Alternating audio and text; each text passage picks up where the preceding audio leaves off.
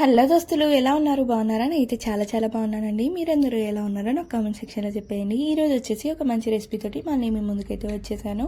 మా అత్తమ్మ స్టైల్లో బెండకాయ పులుసు అనేది ఎలా చేసుకోవాలో చూసేయండి. చాలా బాగుంటుందండి. టేస్ట్ అయితే చాలా సింపుల్గా ఈజీగా ఎలా చేసుకోవాలో చూసేయండి. అలాగే ఈ రెసిపీ కనుక మీకు నచ్చినట్టయితే తప్పకుండా లైక్ చేయండి. నా ఛానల్ని ఎవరైనా కొత్తగా చూస్తున్నట్టయితే సబ్స్క్రైబ్ చేసుకొని పక్కనే ఉన్న బెల్ ఐకాన్ని కూడా క్లిక్ చేయండి. మీ ఫ్రెండ్స్ అండ్ ఫ్యామిలీస్కి కూడా షేర్ చేయండి. ఇక్కడ నుండి అయితే మ్యూజిక్ అనేది యాడ్ చేస్తాను. తప్పకుండా ఫుల్ వీడియో అయితే చూడండి.